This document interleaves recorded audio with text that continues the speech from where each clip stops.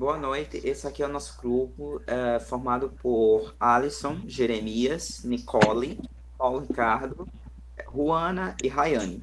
Nós vamos falar sobre como era o ensino de ciências nas décadas de 50 e 60.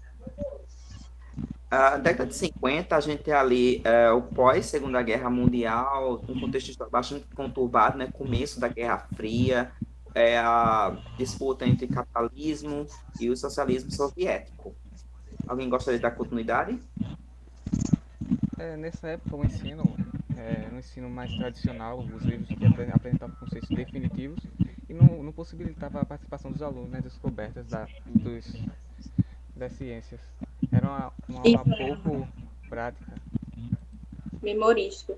E, tipo, antes da década de 50, os livros sofreram influência europeia.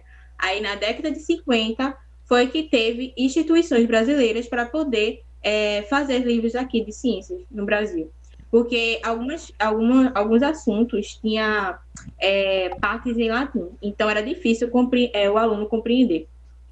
Ou seja, a ciência era vista como algo aceito, assim, sem questionamentos. Era uma verdade absoluta, né?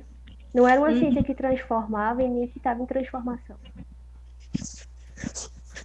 E outra coisa, continuando a Era. questão, é que, como já foi citado sobre os livros, quando trouxeram para o Brasil essa questão das ciências, ela não veio realmente como uma matéria.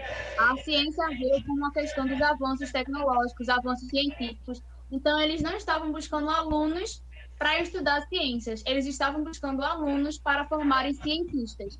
Então, desde o século XX, a ideia principal era futuros cientistas.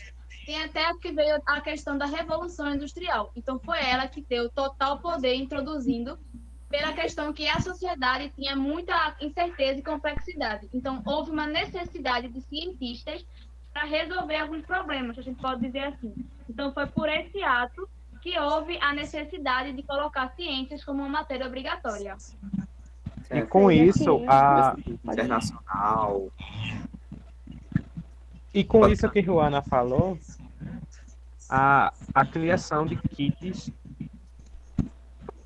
foi bastante importante na criação de cientistas, novos cientistas, Do né? BSC, né, Eles Jeremias? tinham E todo um preparo. em Oi? Ah, sim, 1952, isso que mesmo. teve em 1952, que o IBEC, o IBCC, investiu, né, em materiais de química para os alunos do segundo grau.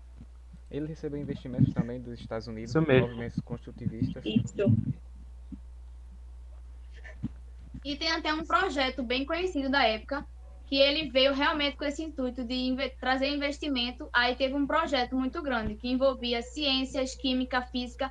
Tudo isso foram culturas de outros países, impulsionando as ciências aqui no Brasil. Com a criação desse Ou seja, BSC, a gente tem a atuação de uma ciência realmente brasileira, em que adotava o currículo o material didático internacional, porém adaptava para o sistema brasileiro. E ele começou a perceber, né, algumas mudanças, que essa ciência envolvendo leitura, aquisição de conteúdo, não surtia efeito, não criava pessoas realmente conhecedoras de ciência, fazedoras de ciência. Eles eram estudantes que apenas faziam leituras de experimentos de leituras minuciosas, muito detalhistas, mas não realmente experimentavam aquilo. Não era uma ciência experimental que era ensinada. Os É, no, professores também não tinham um curso que envolvia isso. Então, quando o IBSC começou a criar esses kits ali na década de 50, em 52 criou lá para o final do secundário, em 55 já expandiu também para o ginásio, já foi muito importante, né? Expandiu também para o ensino de química, da biologia, que são as ciências. foi uma Isso. Uma mudança coisa de que Paulo mentalidade, traz né, no em caso. questão esses textos. Realmente os textos eram bem atualizados. Tinha questões que os livros eram traduzidos, porém uma boa parte também não era traduzida, continuava em textos europeus, muitos termos ainda em latim. Ou seja, eram aulas além de expositivas, cansativas, eles tinham questionários trazendo uma verdade absoluta. E eles, como E a gente tinha está debatendo poucas que questões, vinha problemas nos livros, tinha da mais cultura texto. europeia, e isso. eles também Como a não. gente está dizendo que vinha da cultura europeia, chegava no Brasil um assunto, e quando no Brasil seria, no caso, uma novidade, um assunto que eles iam debater, no restante do mundo aquele assunto já estava sendo atualizado, porque a gente sabe que a ciência ela se modifica muito rápido. Infelizmente, nessa década de 50, o assunto chegava no Brasil muito tarde. E esses assuntos eles não Tardio. eram, por exemplo, uma teoria como a de Einstein não era alguma teoria de Einstein da ação e reação, por exemplo, ela não era mostrada como acontecia, era apenas citada e não tinha uma representação daquilo na prática. Uma ciência bastante que envolvia aquisição de conteúdo, não exatamente experimentação. O Isso é. cientista precisa experimentar. Se ele não experimentou no sistema fundamental, quer dizer, um novo nome que é o fundamental, que na época era ginásio, secundário, muito menos ele teria capacidade de testar aquilo mais na frente. Isso. Era inexplorada, no caso. Exatamente. Tínhamos uma ciência realmente pouco estimuladora, uma ciência que realmente não tinha tanto poder de transformação, não formava futuros cientistas como era pretendido. E eu acho que os professores não estimulavam o aluno porque a maioria deles não eram licenciados em ciência. Então, eles não tinham, assim, conhecimento no assunto. E sem contar Exatamente. que até para eles mesmos era um fato aceito, tipo, nem por parte dos professores existia experimentação. Então, como é que ele ia transmitir para o aluno uma coisa que ele não dominava? Exatamente. Resumindo aqui agora, ali em 1957, né, com o lançamento da Sputnik pela sociedade soviética, o mundo começou já a olhar para o conhecimento científico, o ensino de ciência e metodologia com outros olhos. Por quê? A União Soviética já estava muito à frente, uma ciência muito mais avançada. Então, se queriam formar cientistas, tinha que começar lá de baixo, começar do ensino primário, secundário, então começaram a debater como é que poderia melhorar o ensino de ciências. E foi comprovado que a experimentação, além de ser mais estimulante para os alunos envolvê-los mais, ainda também tinha como reflexo melhor aquisição desse conteúdo, porque ele estava experimentando aquilo. Então, já começou uma mudança também, o Brasil ele sofre um reflexo internacional e já começa a criar, além da criação da IBSC, né, mais futuramente na década de 60, lá, 67, já vem a questão da FUNBEC, que é um pouco mais à frente, mas já continua essa evolução, essa mudança do sistema educacional brasileiro. Ou seja, houve a criação do método científico, né? Exatamente. Onde as pessoas agora experimentavam, concluíam a partir daquela verdade que foi estudada e não só jogada e aceita.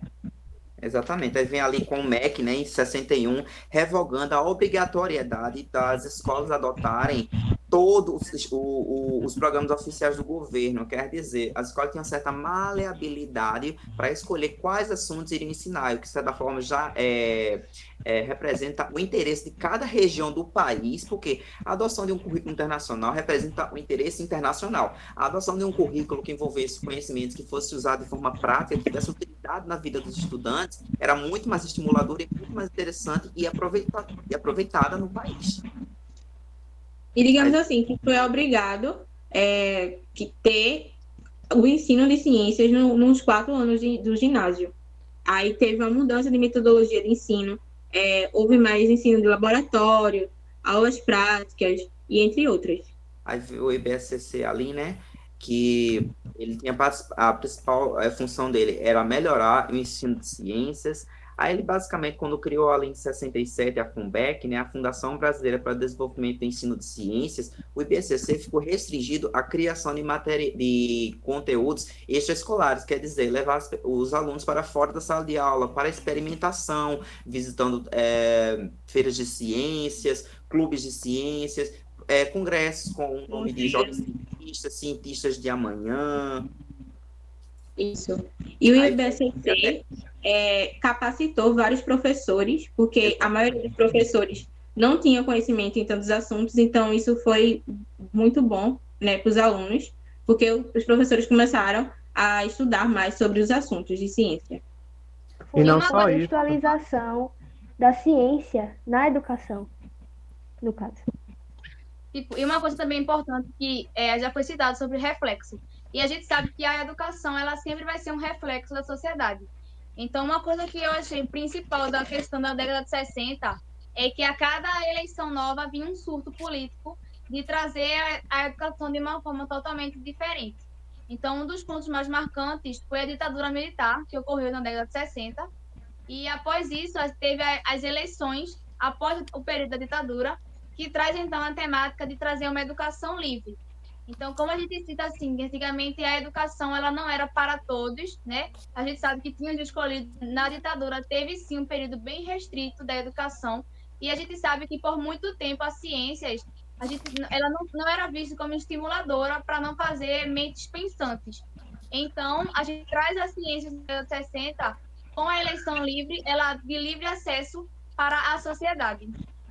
Livre acesso de uma educação que até então era focada na elite, que era pessoas que trabalhavam unicamente para fornecimento de armas, e essas Isso. pessoas eram escolhidas numa sociedade que na época era uma moda, era um modo de vida, você ser Ser cientista. Isso.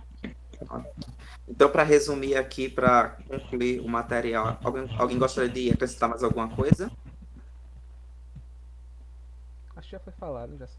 Pronto, então vê só. Eu gostaria de acrescentar também que em relação a melhorias do IBSC, que tem a ver com, novamente, kits, né? Que Isso. eles melhoraram os kits em relação à experimentação. Eles adicionaram experimentos aos kits, de que forma poderiam fazer, os estudantes poderiam realizar esses experimentos, tanto experimentos físicos, químicos e biológicos, e também eles aumentaram a distribuição desses kits, que era apenas restrita ao estado do... Eu acredito que até a cidade de São Paulo apenas, aí depois aumentou para o estado em si e depois para toda a nação. Exatamente. A Apenas FUNBEC, ali, né, a Fundação Brasileira para o Ensino de Ciências, ela melhorou, porque ela teve uma função própria de melhorar o material didático, deixar ele bastante atualizado e procurar que ele fosse mais moderno no ensino de ciências. E isso aumentou, como foi falado pelo Jeremias, além de expandir para o país inteiro, foi também expandido para todo o ensino, tanto para, que isso era no final do secundário, foi expandido para todo o primário, o ensino de ciências.